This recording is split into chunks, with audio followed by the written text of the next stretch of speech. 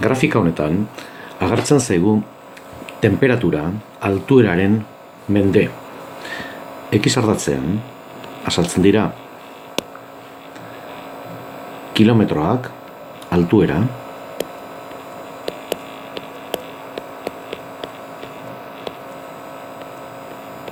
kilometrotan, eta Y ardatzean temperatura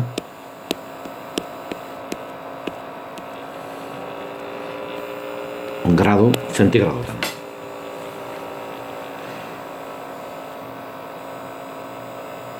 Eskatzen digute, jakinda zein den grafiko honen adierazpen grafikoa, funtzioaren adierazpen algebraikoa idaztea.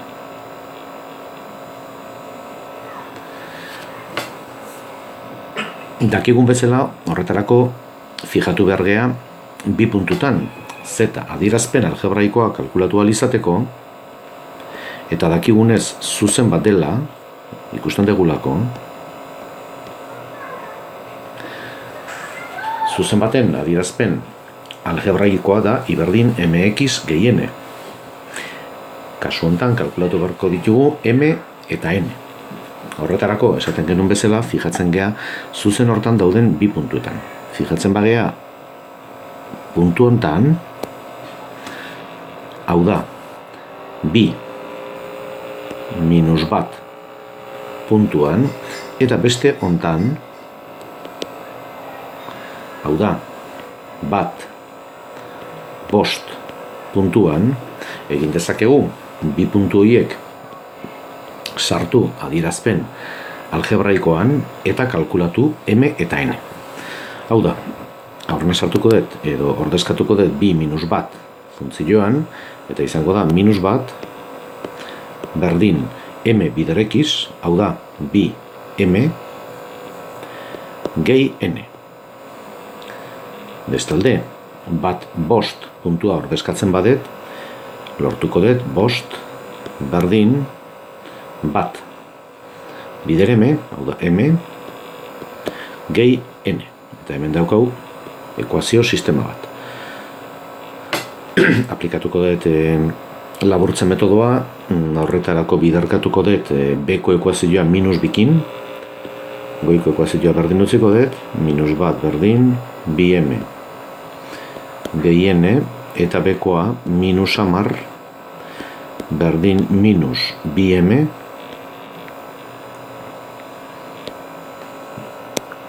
ken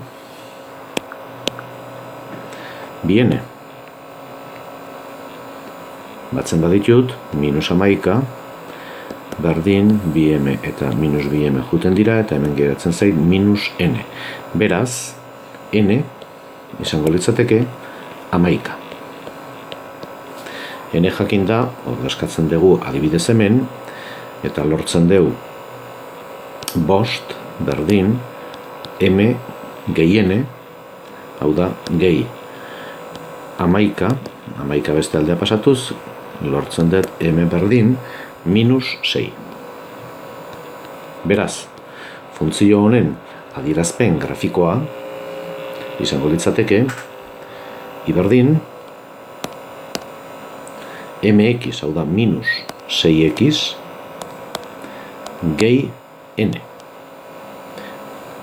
Eta n da hamaika. Gehi hamaika. Minus 6x gehi hamaika. Hau izango litzateke adierazpen grafiko horri dagokion adierazpen algebraikoa. Ezabatuko eta aurrekoa.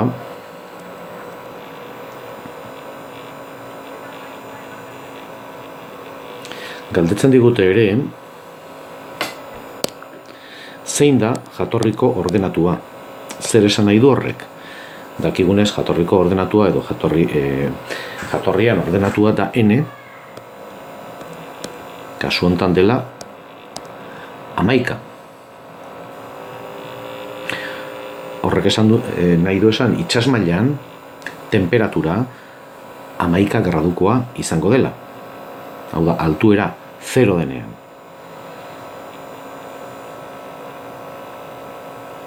galdetzen digute zenbatekoa da temperatura 9 kilometroko altueran. Hau da, x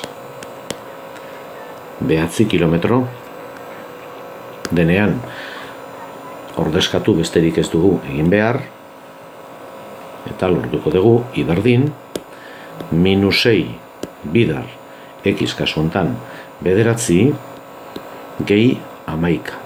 Beraz, -54 gehi 11, eta hau izango litzateke -53 gradu zentigrado.